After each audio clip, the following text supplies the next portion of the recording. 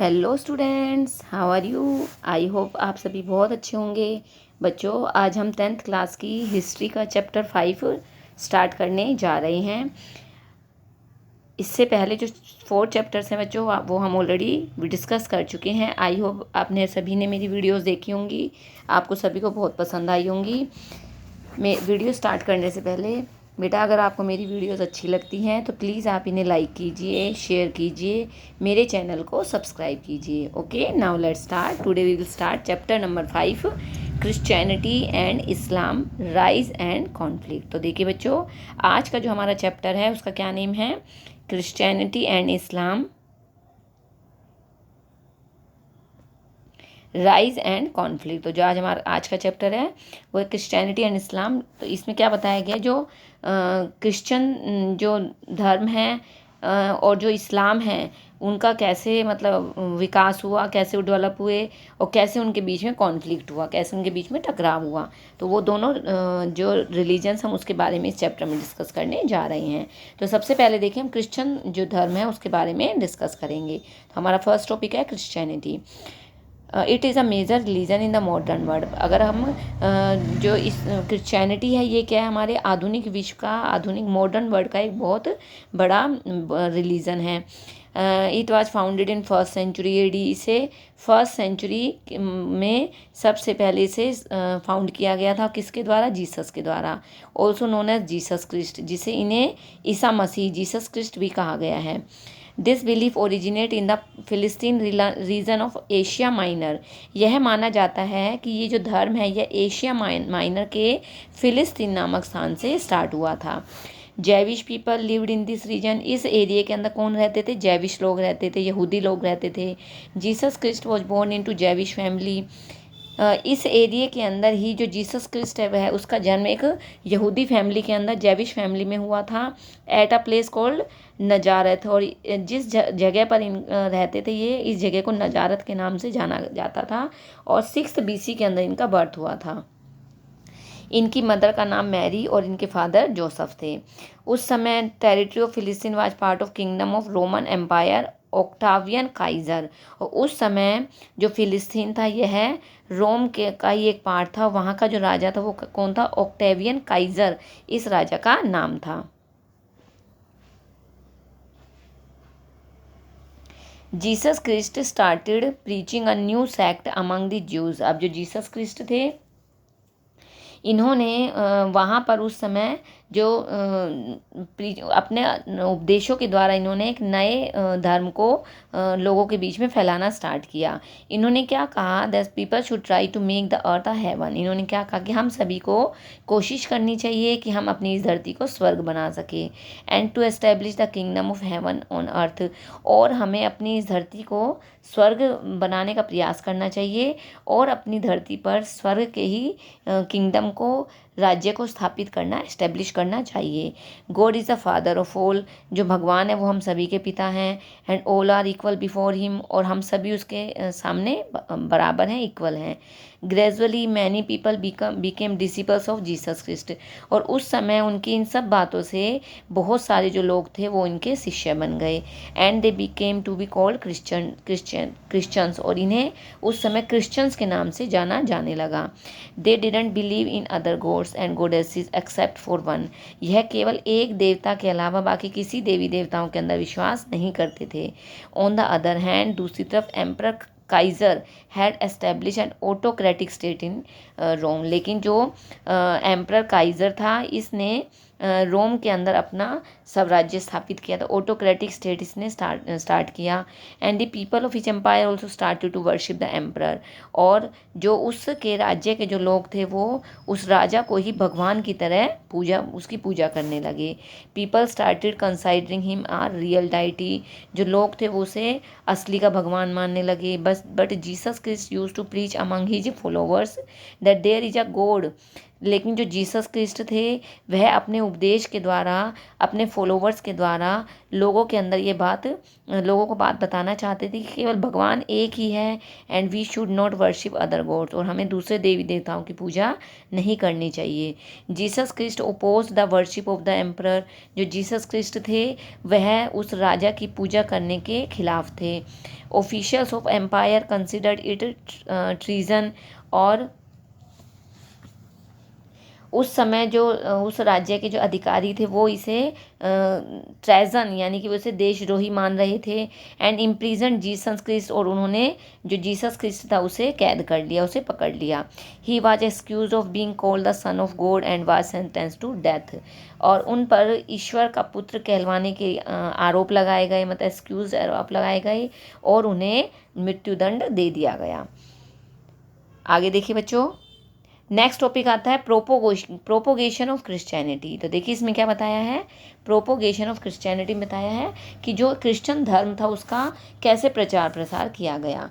Followers of Jesus were called Christians, जो Jesus के जो फॉलोवर्स थे, अनुयायी थे, वह क्या कहलाते थे, ईसाई कहलाते थे, क्रिश्चियंस कहलाते थे।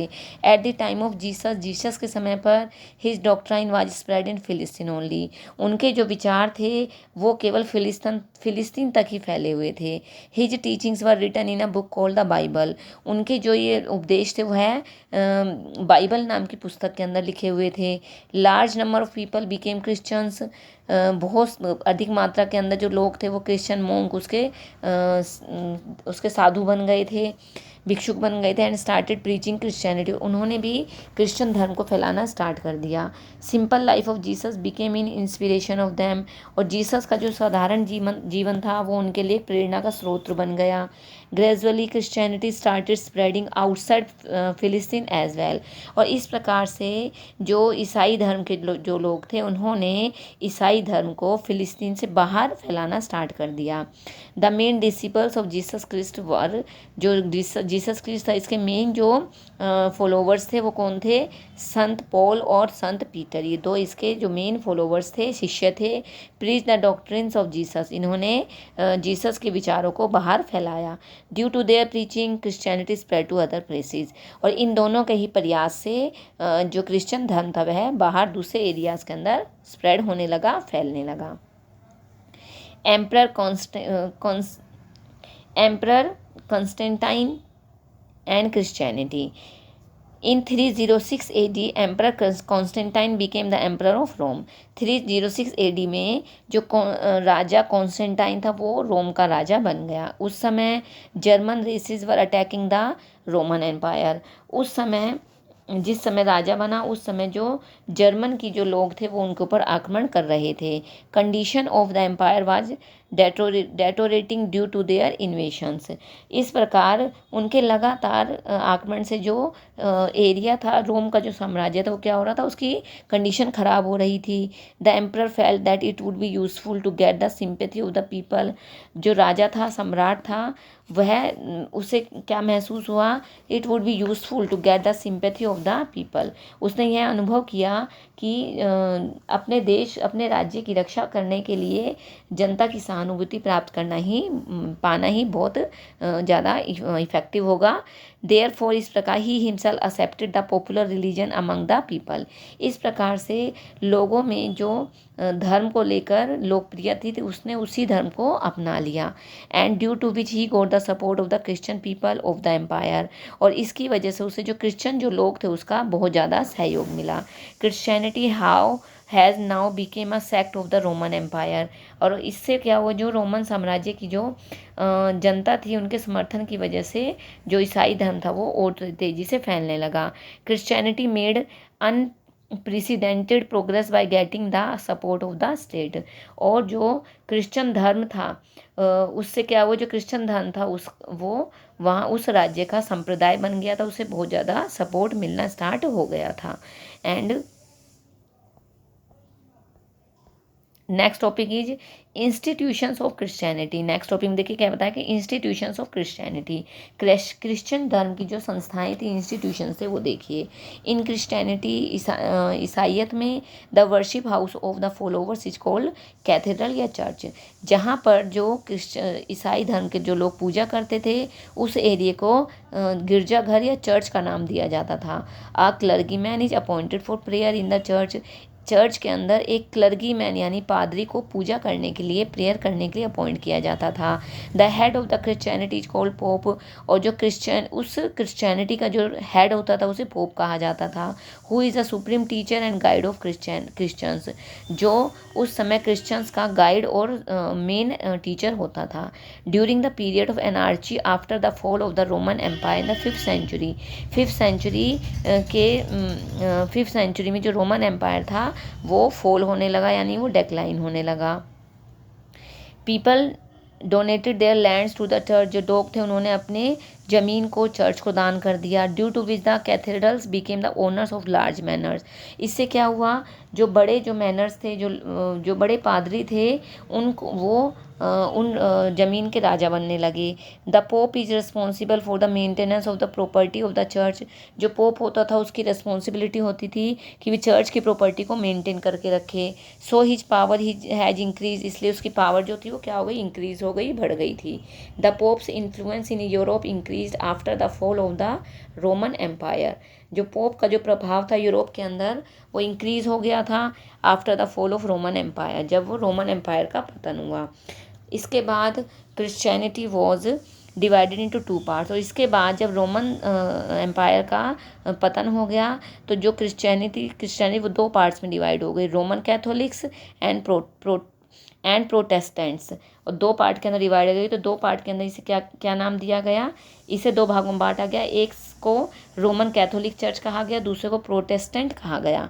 Followers of the Roman Catholic church believe that. अब देखिए जो रोमन कैथोलिक चर्च के अंदर जो विश्वास करते थे उनका क्या मानना था, the pope in Vatican city is the spiritual successor of Jesus Christ. उनका मानना क्या था कि वो क्या मानते थे कि वेटिकन नगर के अंदर जो पोप ईसा मसीह का आध्यात्मिक उत्तराधिकारी है वही उसका सक्सेसर है।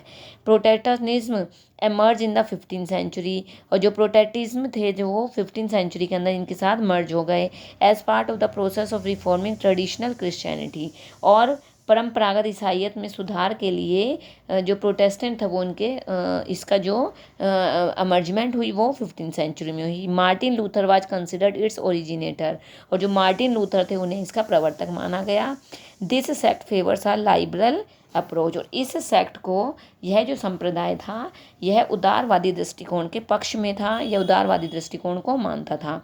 Initially there were bloody fights between the 2 Christianity factions. शुरू में ये जो दोनों में ईसाई जो अलग अलग जो ग्रुप बन गए इनके अंदर क्या है, ब्लडी फाइट्स हुई, यानी खूनी लड़ाई हुई।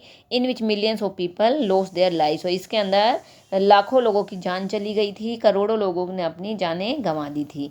तो जब ये इन दोनों के बीच में लड़ाई हुई।